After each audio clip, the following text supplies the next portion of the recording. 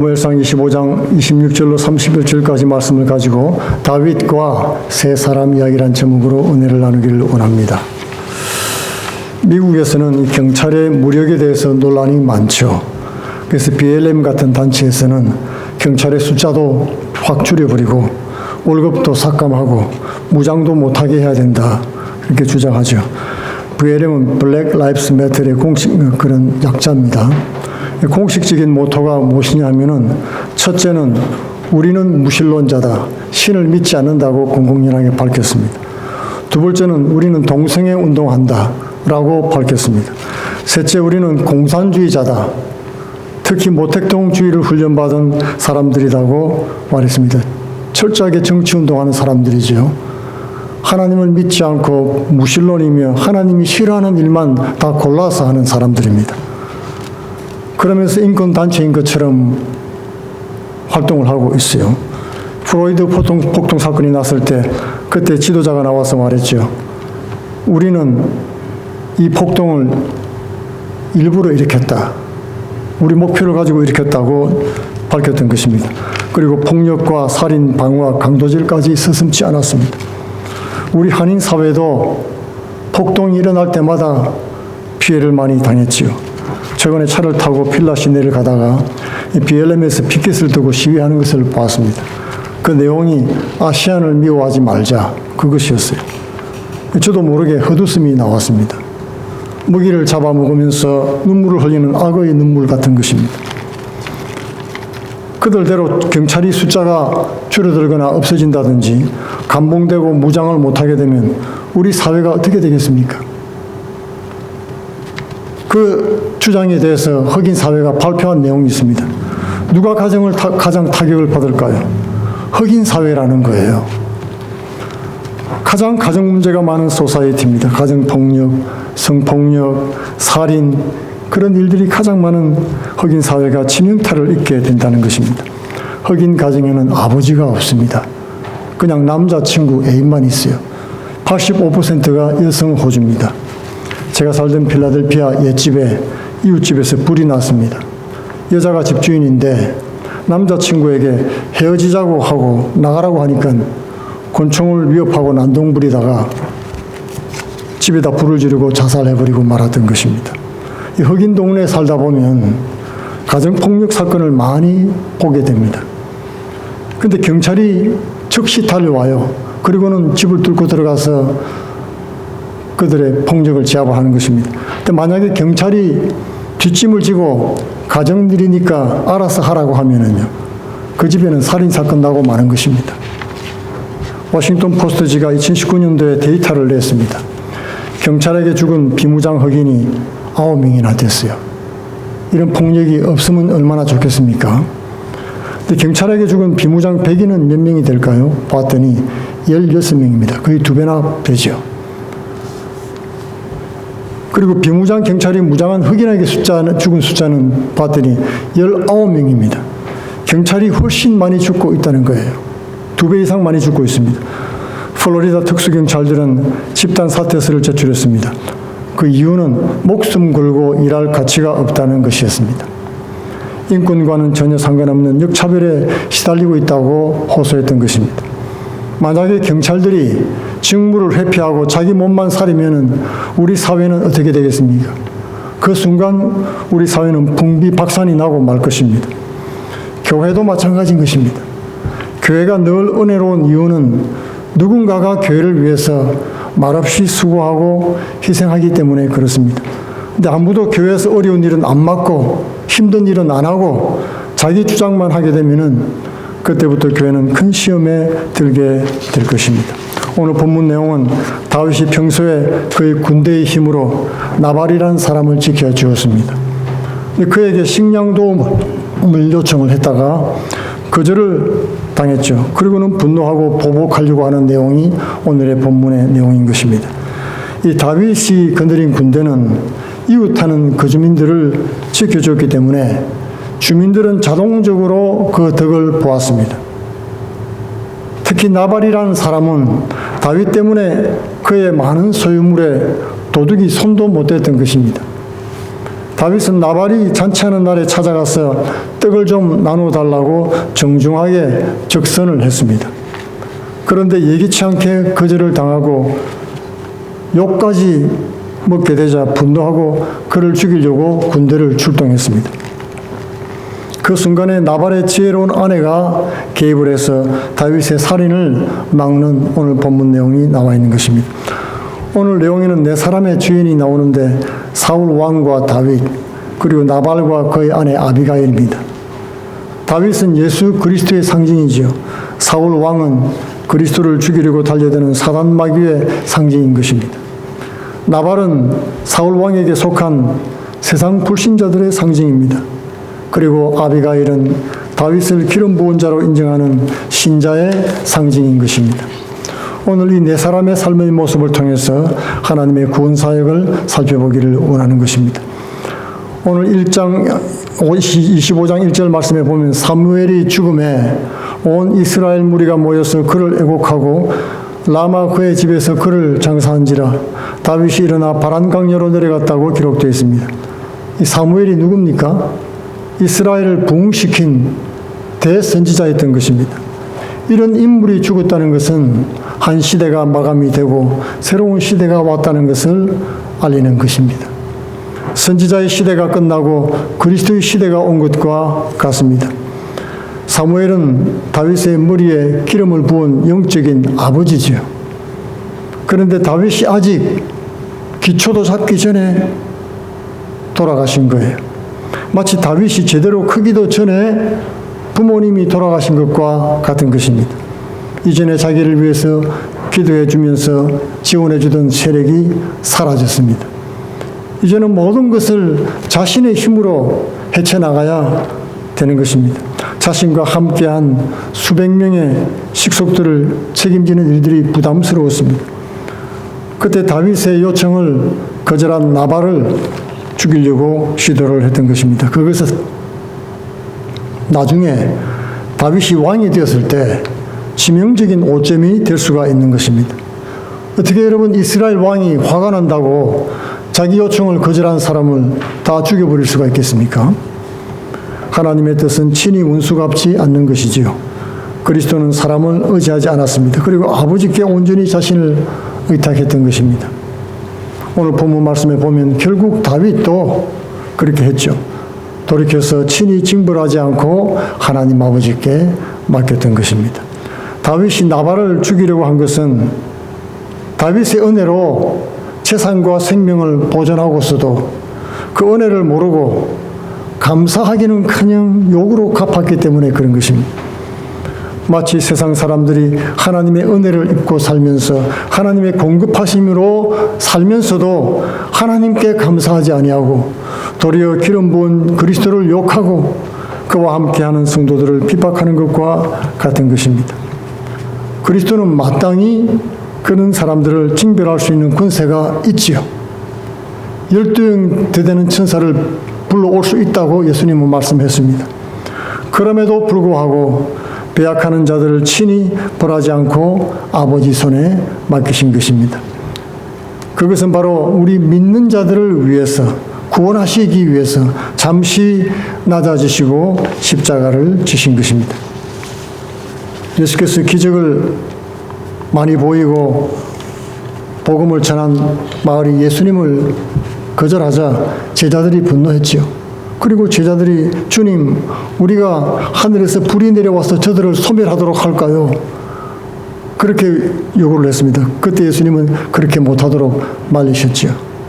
예수께서 세상에 오신 것은 세상을 구원하러 왔지 심판하러 오신 것은 아니라는 것입니다. 심판은 나중이지요. 왕중왕으로 재림하시는 날에 그때는 세상을 심판하는 심판주가 되시는 것입니다. 다윗은 지금은 기름 부음을 받았지만 왕은 아니지요. 왕권은 나중에 왕으로 등극한 후에 그때 강력한 권세를 행사할 수가 있게 되는 것입니다. 오늘 2, 3절 말씀에 마온에 한 사람이 있는데 그 업이 갈멜에 있고 심이 부하여 양이 3천이요 염소가 1천이므로 그가 갈멜에서 그 양털을 깎고 있었으니 그 사람의 이름은 나발이요 그 아내의 이름은 아비가일이라. 그 여자는 총명하고 용모가 아름다우나 남자는 완고하고 행사가 악하며 그는 갈멜 족속이었더라. 부자 나발은 인색하고 완고한 사람이었는데 부인은 인물도 좋고 또 지혜로웠다는 것입니다. 다윗은 당연히 별것 아니라고 가볍게 생각을 하고 그 나발에게 도움을 요청을 했습니다. 그런데 거의 인격적으로 큰 모욕을 받는 깜짝 놀랄 만한 응답을 받게 된 것입니다. 여러분, 지난번에 그일라 사람들이 블레셋 군대를 약탈할 때 그때 그 사람들을 도와주고 구원해주고 나서 극진한 환대를 받지 않았습니까? 그것이 상식적인 것입니다. 당연한 것입니다. 그들의 생명과 재산 그리고 가족을 보존해 주었으니까 그랬던 거죠. 그래서 이번에도 당연한 기대를 한 것입니다. 그 주위에 있는 도적대들로부터 지켜줬다고 말을 했죠. 강도들은 뭐 와서 물건만 훔쳐갑니까? 사람 다 죽이지 않습니까? 다 죽이고 다 뺏어가는 것입니다. 8절과 10절 말씀에 그런즉 내게 은혜를 얻게 하라. 우리가 좋은 날에 왔은즉 내 손에 있는 대로 내 종들과 내 아들 다윗에게 주기를 원하노라 하더라 하라. 그렇게 했더니 나발이 다윗의 사원에게 대답하여 가로되 다윗은 누구며 이새의 아들은 누구뇨? 그늘에 각기 주인에게서 억지로 떠나는 종이 많도다. 그냥 거절하는 것도 아니고 모욕까지 주었던 것입니다. 사실 성도들은 의식주를 하나님께 맡겨야 됩니다. 무엇을 먹을까, 무엇을 마실까, 무엇을 입을까 걱정하지 말라고 예수님께서 말씀하지 않았습니까? 그런데 혼자 같으면은 어떻게 해볼 텐데 부양가족이 400이나 되니까 엄청나게 부담이 됐던 것입니다. 만약 다윗이 이것도 하나님께 물었다면 어떻게 됐을까요? 하나님 과연 나발을 통해서 식물을 공급해 주실 것입니까? 아닙니까? 그렇게 물었으면 아마 시험 들 일은 없었을 것입니다. 하나님의 뜻이 계신 줄 알고. 그런데 다윗은 당연히 받을 줄 알고 그 생각을 못하고 그냥 요구했다가 큰 망신만 당하게 된 것입니다. 사람을 기대하면 실망하게 되는 것입니다. 하나님은 우리가 생각지 못한 방법으로 우리의 필요를 채워주십니다. 다윗은 일행들의 먹을 것도 하나님께서 책임지실 것이라고 믿어야 됐던 것입니다. 여러분, 가만히 굶고 앉아있는 것은 사실은 일은 아니죠. 옳은 것은 아니지만 최소한도 하나님이 공급하실 것이라고 믿고 하나님께 기도하고 물었다면 살인할 생각까지는 하지 않았을 것입니다. 다윗이 비록 기름 부음 받고 이스라엘의 구원자로 선택됐지만은 아직 많은 사람들이 모르지 않습니까? 모든 사람에게 인정받지는 못한 것입니다. 만약 나발이 신앙이 있는 사람이었다면 다윗을 알아보았을 것입니다. 다윗은 그냥 죄짓고 도망다니는 사람이 아니었죠. 하나님 뜻대로 살려고 몸부림치다가 그러다가 고난당하는 중이었던 것입니다. 그런데 나발은 다윗을 협박이나 하고 돈이나 뜯어내는 그런 게으른 깡패 취급을 했던 것입니다. 이것은 단순히 거절한 것이 아니고 다윗의 삶의 정체성 그 자체를 부정하는 것이었습니다. 다윗의 모든 고난을 사잡아서 게으른 도망자의 돈 뜯는 수작으로 평가를 했습니다. 이것은 하나님의 사람에 대한 모독인 것입니다. 다윗은 극도로 분노했습니다. 그리고 마귀는 이것을 노렸습니다. 세상 사람들은 성도의 신앙과 고난받는 십자가 인생에 대해서 좋게 얘기 안 합니다. 약자들이나 패배자들의 변명이라고 빈정거리는 것입니다. 하나님의 축복과 은혜가 어디 있냐고 비난하고 속을 뒤집습니다. 사실 눈에 보이는 것, 손에 잡히는 것은 없죠. 하나님의 축복과 은혜는 영적인 것이 많습니다. 그리고 우리를 지켜주시고 보호해 주시는 것이 하나님의 은혜죠. 다윗은 그동안 인정받지 못하고 무시당하는 것을 잘 참고 살아왔습니다. 그런데 사무엘이 죽고 낙심이 됐는데다가 먹을 것마저 떨어졌지요. 그런데 나발 같은 사람에게 욕까지 먹으니까 이제 믿음이 바닥이 나고 말았던 것입니다. 우리는 사람들이 나의 신앙을 인정하지 않고 발로 짓밟을 때 조심해야 됩니다.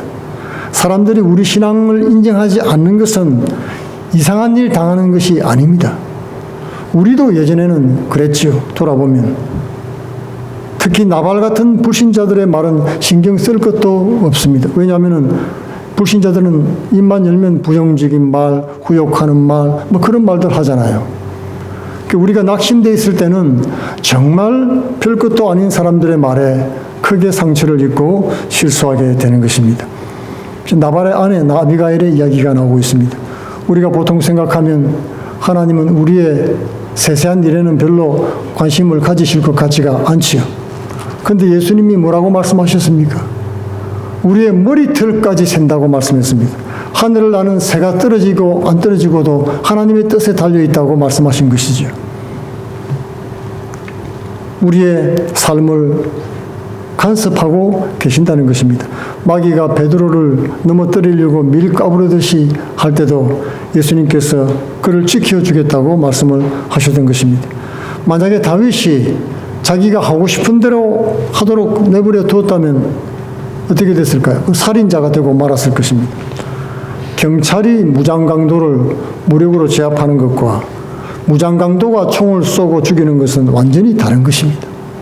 경찰이 무장강도를 쏘고 제압하는 것은 정당한 행위가 될 수 있지만은 강도가 사람을 쏘면은 살인자가 되는 것입니다. 다윗은 이때까지 이스라엘 백성을 지켜주는 경찰이 되어 주었습니다. 이스라엘 나라 백성에게 군대가 되어 주었습니다. 그런데 지금 다윗은 모욕당했다고 개인 감정으로 나발을 심판하려고 하는 것입니다. 그때 오늘 14절 말씀에 소년 중 하나가 나발의 아내 아비가일에게 고하여 가로되 다윗이 우리 주인에게 문안하여 광야에서 사자들을 보내었거늘 주인이 그들을 수욕하였나이다.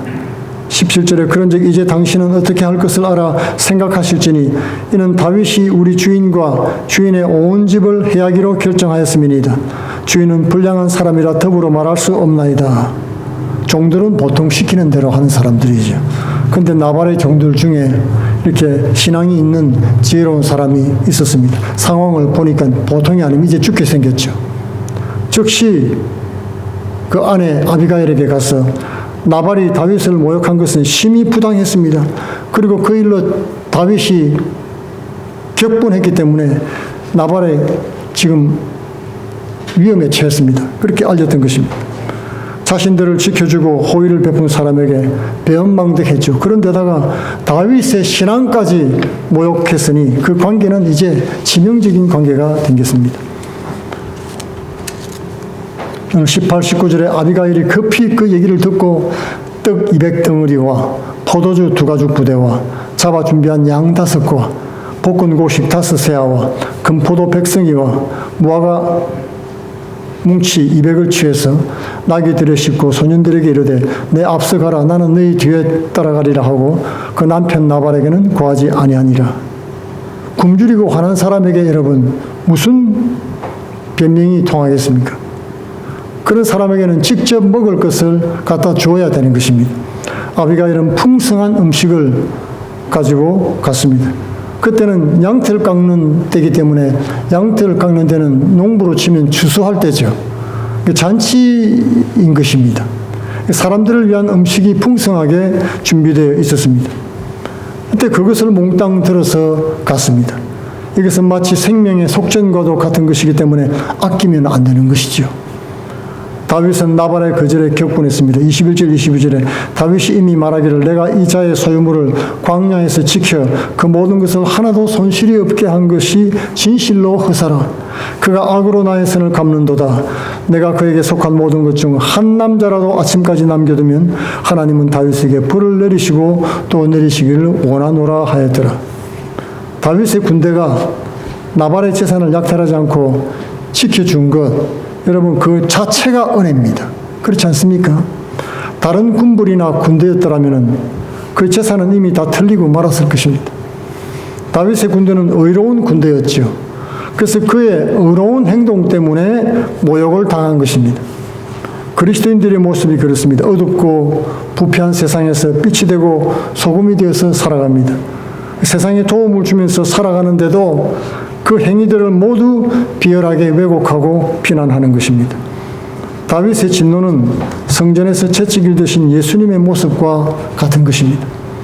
바리새인의 의식을 책망하실 때와 같습니다.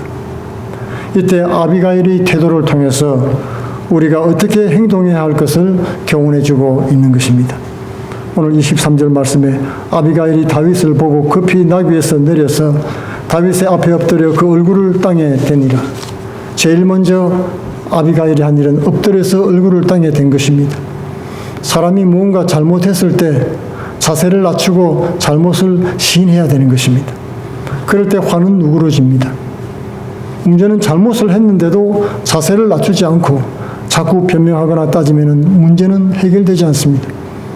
오늘 25절 말씀에서 오나옵나니 내 주는 이 불량한 사람 나발을 개어치 마옵소서.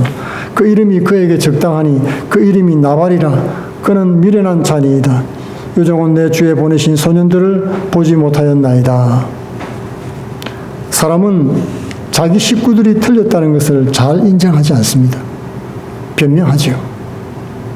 아비가일은 남편이라고 팔이 안으로 굽는다고 편들지 않았습니다. 그리고 솔직하게 남편이 미련하다는 것을 인정했던 것입니다.